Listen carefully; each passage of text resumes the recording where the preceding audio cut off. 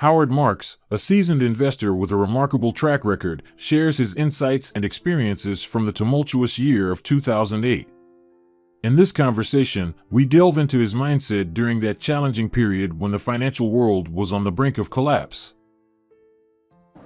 So let's just dwell on the 2008 experience, because that was remarkable actually what Oaktree did. So Lehman just collapsed. You had $10 or $11 billion on the shelf ready to deploy, and you did deploy it at the rate of $500 million a week for 15 weeks. Right. And you wasn't immediately looking like you were right, because markets were still falling. Right. So that was a difficult period, and I think Right. you even perhaps had to go back to co-investors to convince them that you should continue, perhaps raise more money. Did you ever have a crisis of confidence and think that perhaps you weren't getting it right?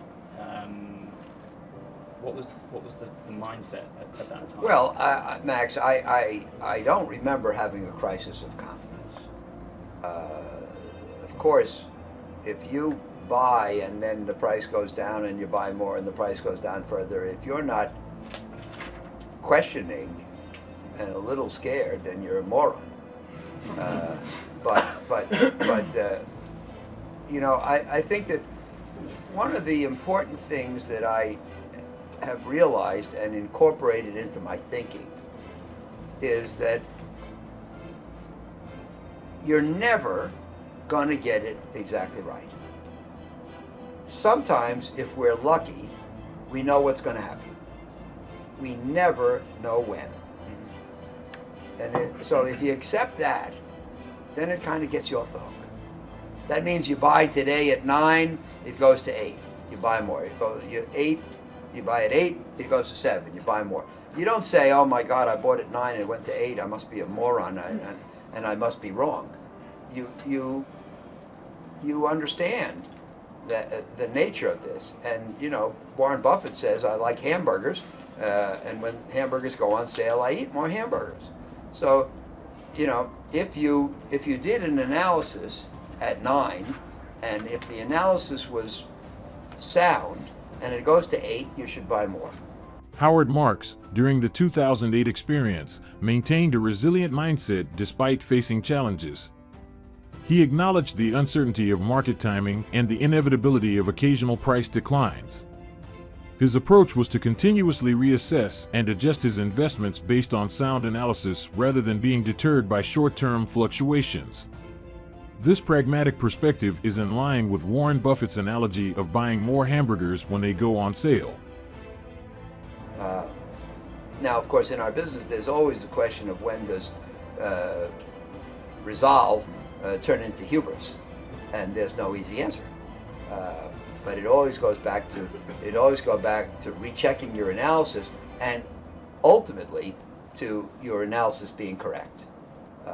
Which, of course, it's your analysis. You always think it's correct, but you have to be very vigilant, and you have to believe that it's correct for good reason.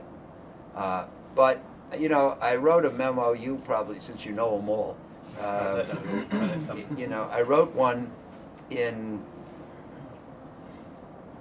I think it was February of 16, called "What Does the Market Know?" And see, what happened is in 16, the market got off to its worst start in history, and it was really collapsing, all markets. And so I wrote a memo called "On the Couch," because I said that every once in a while the market needs a trip to the shrink, and that it was really the victim of irrational fear. So I went on Bloomberg the next day. Usually when I put out a memo, I go on Bloomberg the next morning, and the hosts kept peppering me and saying, "Well, stocks are collapsing. Isn't that a sell signal? Isn't that a sell signal?" So I went back to my office and I wrote a memo that day called "What Does the Market Know?"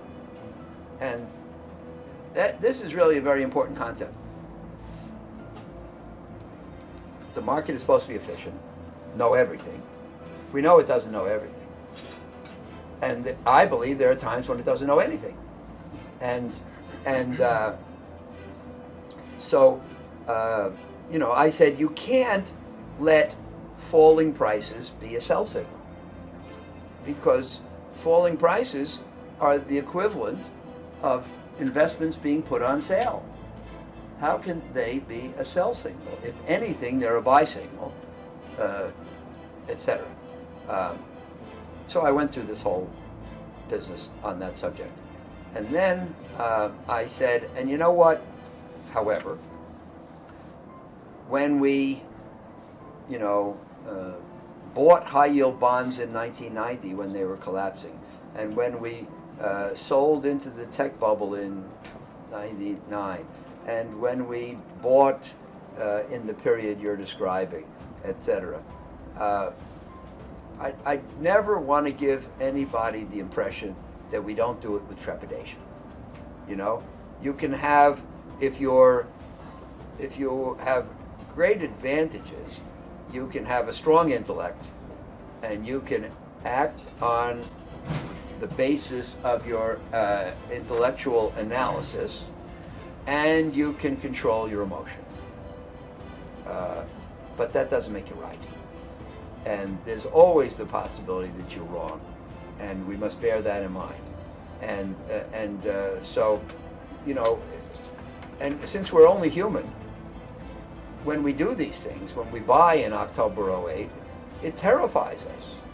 But if you think about it, buying at the low point has to terrify you. Howard Marks emphasizes the importance of staying grounded in rational analysis, even when facing extreme market volatility. He highlights the fallacy of considering falling prices as sell signals, as they can often indicate buying opportunities. He acknowledges that making contrarian investment decisions requires intellectual rigor but doesn't guarantee being right, urging caution and humility in decision-making. His insight underscores the psychological challenges of buying at market lows, which can be intimidating despite their potential for significant returns. I guess there was a sense of, and I think you've said this, that having raised the money, seeing the valuations that you saw, it was a case of if not now, then when.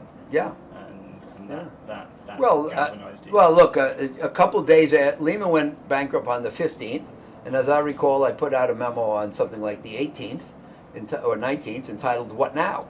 Or maybe it was "Now What?" But what I said in there. By the way, believe me, if you weren't there, it was impossible to figure out what was going to happen. It was impossible to prove that the financial system of the world either would or would not collapse. In general, we can't prove anything about the system in the future, and that's particularly true when we're going through an event that's never occurred before. So there was nothing intelligent to say about the future of the financial system at that time. So what made us buy? Well, number one, objectively speaking, the things we were buying were extremely low prices. We were buying the senior debt of companies that had been the subject of LBOs 1 or 2 years earlier. And we were buying the senior-most debt at prices where if the companies turned out to be worth a third or a quarter or a fifth of what these great buyout firms had paid a year earlier, we would have broken even. And we figured out, well, and you know who I'm talking about, but we said, well, sometimes, like when you go to buy a car and you negotiate with the car salesman, you say, well, I probably could have gotten another 5% off, right? Do you negotiate car prices in this country? Okay, good. So sometimes you come away and you say, I probably could have gotten another 5% off. But did you ever say, well, I probably paid too high by a factor of 4? I bought that car for $60,000. If I'd only negotiated a little, I probably could have paid 15. So similarly, we concluded that the great private equity firms who had done all that due diligence probably did not overpay by a factor of 3, 4, or 5. Yeah. But then the other thing is, we reached the conclusion that what I wrote is, if we buy today and the financial system falls apart, doesn't matter what we did. But if we don't buy and the financial system doesn't fall apart, then we didn't do our job. So we should buy. And that's about as profound as it got. In reflecting on his actions during the 2008 financial crisis, Howard Marks emphasizes the importance of intellectual analysis, emotional control, and the acknowledgement of uncertainty in investment decisions.